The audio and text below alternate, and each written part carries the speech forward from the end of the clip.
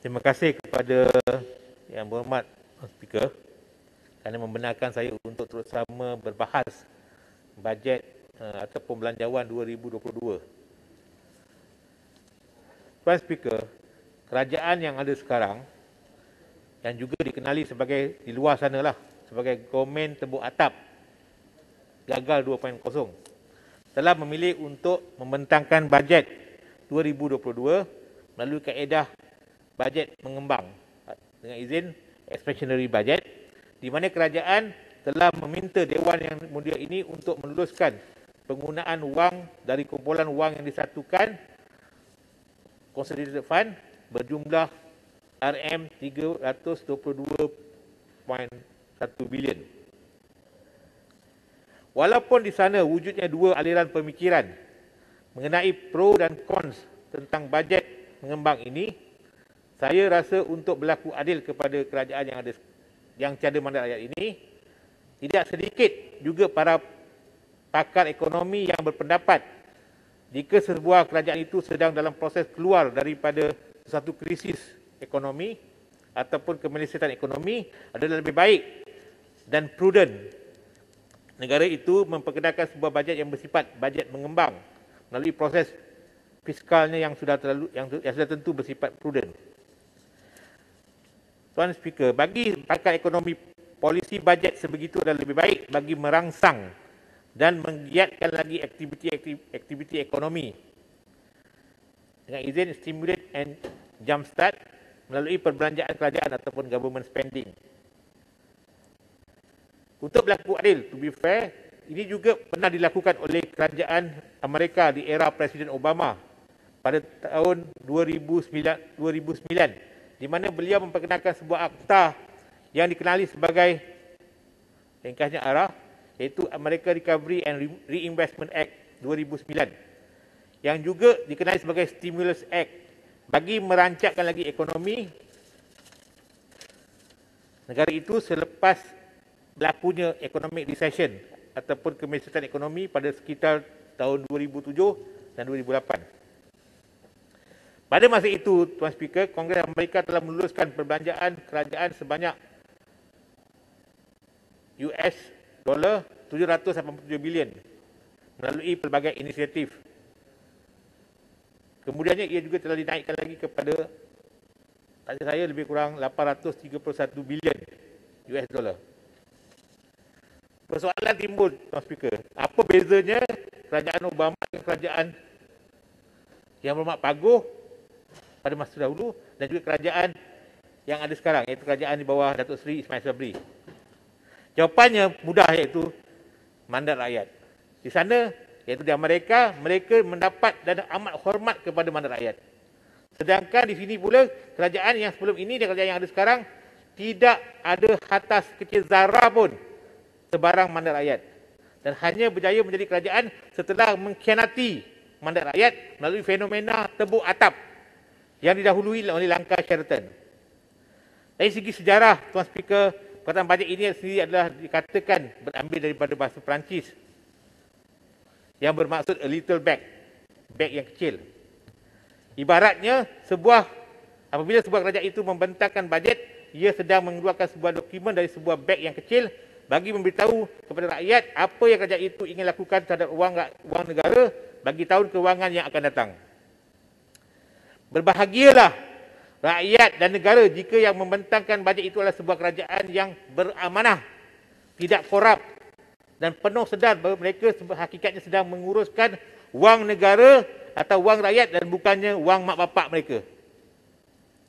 Celakalah pula jika yang membentangkan bajet itu adalah sebuah kerajaan yang dari segi tahap accountability dan amanah mereka amat-amat rendah dan cenderung mempunyai mentaliti mengurus dan berbelanja wang negara atau wang rakyat macam mereka sedang berbelanja menggunakan wang mak bapak mereka.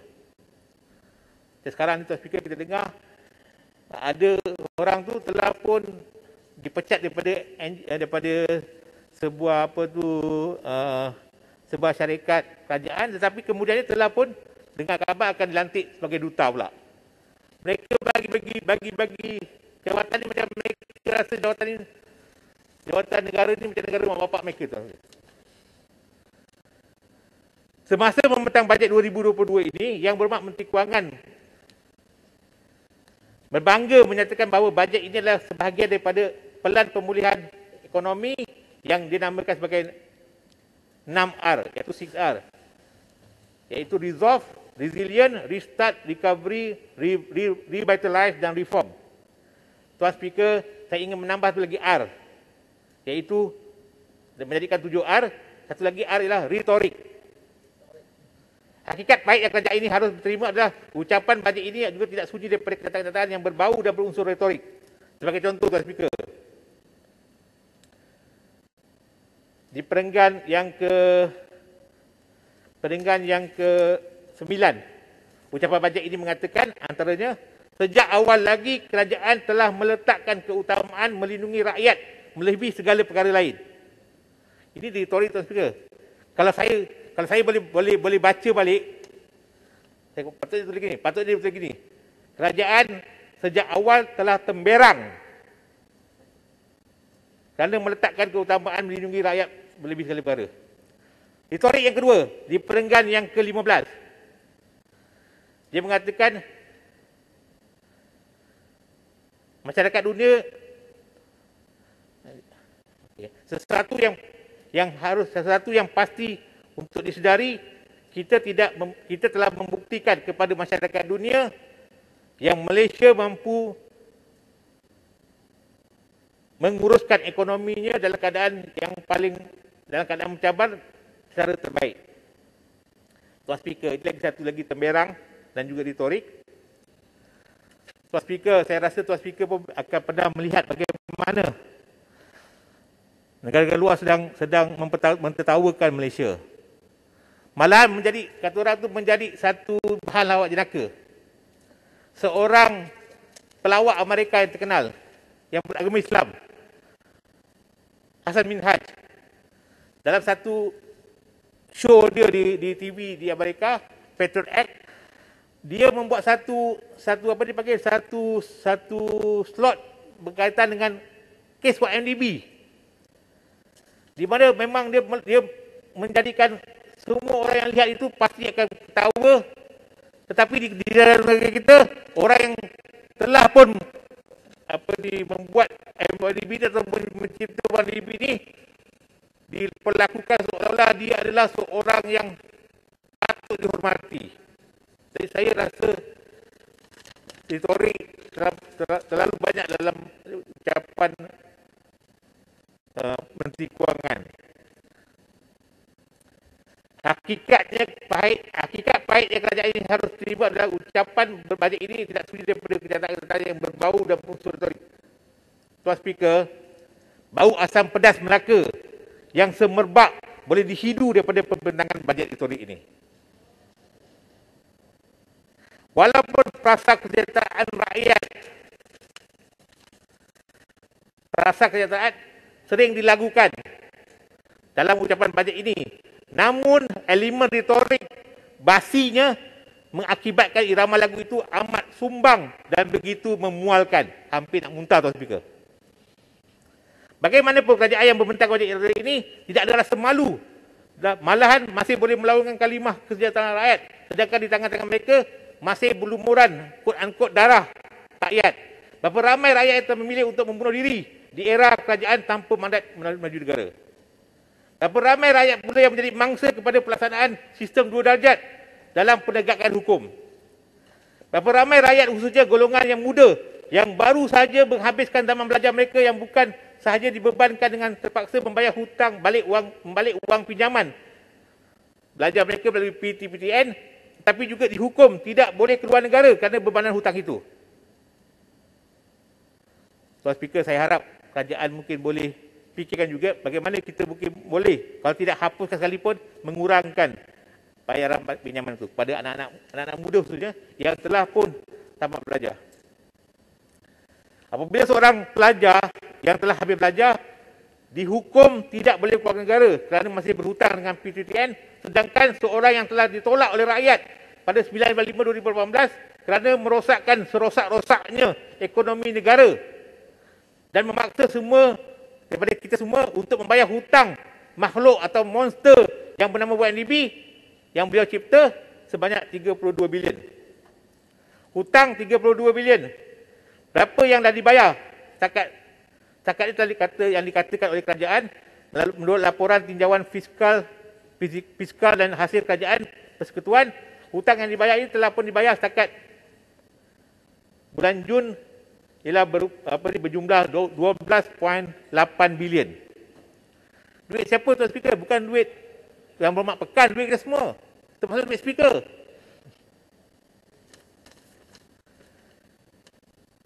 Berapa banyak kerajaan kena bayar hanya untuk bunga atau interest?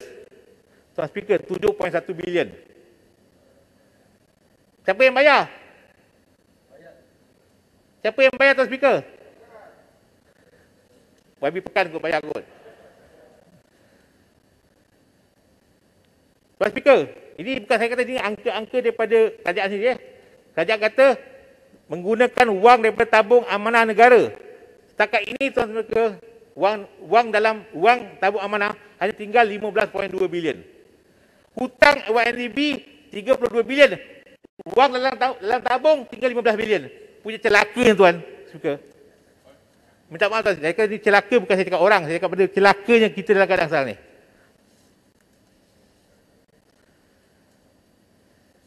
Lepas tu Tuan Speaker, nak bayar hutang Tuan Speaker. YB Syah Alam kata sial. Saya kata saya celaka lah. Tapi lebih kurang Tuan Speaker, makna lebih kurang. Tuan Speaker, sekarang ni Tuan Speaker, cara mereka nak selesai masalah, mereka buat hutang baru. Maknanya hutang lama, hutang baru untuk bayar hutang lama. Tuan Speaker, nanti Tuan Speaker kalau ada cucu ke cicit Tuan Speaker akan mewariskan mereka untuk bayar hutang. Hutang bukan yang Tuan Speaker buat. Hutang dibuat oleh seseorang yang telah mencipta satu makhluk monster bernama YNDB. Jika rakyat yang dibebani hutang... Tuan Speaker, saya baca pula. Baru-baru ini Tuan Speaker, dalam satu keputusan di mahkamah di London, Hakim Andrew Baker. Saya terangkan sikit tentang kes ini Tuan Speaker. Dalam kes ini Tuan Speaker pun tahu bagaimana sebelum ini Kerajaan Malaysia melalui Kementerian Kewangan Incorporated dan juga YNDB telah memeterai satu dipanggil Consent Award. Consent Judgment lah lebih kurang untuk menyelesaikan masalah mereka berdua dalam transaksi itu. Mereka telah enter satu Consent Judgment, Consent Award dipanggil. Sebab ini melibatkan arbitration. Tuan Speaker, ada satu permohonan dibuat oleh YNDB dan juga Kementerian Kewangan Incorporated semasa PH meminta untuk kita batalkan keputusan itu, award itu, kerana didapati bahawa award itu dimasuki untuk memberikan faedah ataupun keuntungan kepada yang berhormat pekan. Tuan Speaker, dalam penghakiman ni tuan-tuan, dalam penghakiman Andrew Baker, Tuan Speaker, Hakim Andrew Baker, dia sebut perkataan Najib, Tuan Speaker. Jadi Tuan Speaker, saya harap Tuan Speaker, mereka yang patut ada maruah dan integriti Tuan Speaker, sepatutnya sudah tentu akan rasa malu untuk harta keluar rumah bila dipalikkan dengan skandal mega seperti YNDB. Tetapi dalam negara ini Tuan Speaker, ada insan yang tak tahu malu masih dibenarkan berkeliaran di sana sini dengan driver, dengan bodyguard, dengan kereta pengiring. Ni tuan-tuan nak cakap apa lagi Tuan Speaker? Nak cakap apa lagi Tuan Speaker? Orang macam ni Tuan Speaker boleh berkeliaran. Boleh pergi Singapura, boleh pergi yang Melaka, boleh makan asam pedas tu, dan orang boleh sambut lagi. Sedangkan dia adalah perompak yang besar dalam negara ini.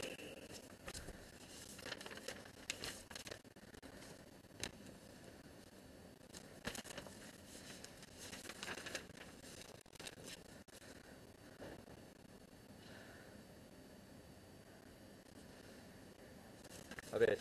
Tuan Speaker, saya tak pernah berucap menggunakan tag ni, terutama sebab tiru Syah Alam. Selama ni Tuan Speaker tak pernah pun berucap muka-muka pakai tag. Tapi jangan bagi Syah Alam celah, tak ada masa. Okey, Tuan Speaker, jangan takut, saya akan habiskan Tuan Speaker. Minta lagi 1-2 minit lagi. Tuan Speaker, dalam hadis 40 Imam Nawawi, ni hadis riwayat Bukhari. Dia mengatakan, Rasulullah mengatakan bahawa iza lam tastahi fasna' ma syi'ta. Kalau ada orang PAS boleh terjemah kepada orang UMNO. Kalau sekiranya kamu tak tahu malu, kamu buatlah apa kamu nak buat. Kalau kamu dah tak tahu malu lagi dah. Kadang-kadang tuan-tuan kita rasa malu. Orang Islam tak tahu malu. Sedangkan orang-orang yang bukan Islam di luar negara, mereka rasa malu dan mereka sanggup letak jawatan kalau sekiranya mereka melakukan perkara-perkara yang dilihat telah pun menjejaskan nama negara dan sebagainya. Tetapi di Malaysia, orang seperti ini berkeliaran. Berkeliaran terus juga. Baru dia marah saya sebab kata saya bidan, dia marah. Tapi tak apalah. Boleh tamatkan? Tuan Speaker, 3 buah dewan di Pagu bernilai 35.4 juta diluluskan pada waktu darurat. 38 juta digunakan untuk membaiki maligai mewah kediaman rasmi Perdana Menteri. Sedangkan rakyat struggle untuk bayar sewa rumah atau membayar balik pinjaman rumah. Tuan Speaker, saya rasa Tuan Speaker bertahu bagaimana rakyat ada yang bunuh diri kerana mengalami masalah ekonomi. Tetapi di sana pula ada orang yang boleh tukar perabot di pejabat. Daripada parti Islam pula tu, parti PAS pula tu. Ada orang yang boleh beli kereta mewah walaupun berjenamakan kerajaan Islam. Dan rakyat tengah menderita. Jadi Tuan Speaker, sebagai penutup Tuan Speaker, saya nak kata gini Tuan Speaker. Sepang. Okey. Tuan Speaker, sekejap Tuan Speaker, boleh Tuan Speaker? Sikit. Saya nak Habis. Ya, saya nak minta pandangan Sepang yang Wilfire yang diberi kerjaan. Wilfire ni kereta terpakai recon daripada negara luar ke atau kereta brand new? Terima kasih. Ya, itu saya serah pada kerajaan nak jawab. Tamatkan? Tuan Speaker, saya nak tamatkan Tuan Speaker. Ya. Sebenarnya kerajaan ini mengatakan dia berbangga dengan keluarga Malaysia. Saya nak beritahu Tuan Speaker, apa yang berlaku di Melaka sekarang ini menunjukkan sekarang ini kita bukan keluarga Malaysia, tapi keluarga 69, keluarga yang berantakan, keluarga yang bercelaru. Di peringkat pusat mereka di kerajaan, di peringkat negeri mereka bergaduh. UMNO kutuk PN, PN kutuk UMNO. Padahal mereka dalam kerajaan sekarang ini. Ini keluarga 69 tuan. Kalau P.Ramlee masih hidup Tuan Speaker, dia kata ini saya pun tak boleh buat filem macam ini. Lagi hebat daripada P.Ramlee. Arwah P.Ramlee. Sebab mereka boleh buat filem yang tak boleh masuk akal. Di peringkat pusat mereka berada di kerajaan, di peringkat negeri mereka berlawan. Ini kerajaan apa tak tahu Tuan Speaker. Mungkin yang berhormat daripada Shah Alam dia lebih tahu nama-nama kerajaan itu. Terima kasih Tuan Speaker. Terima kasih Yang Berhormat Sepang. Seterusnya Yang Berhormat Jerantut. Silakan.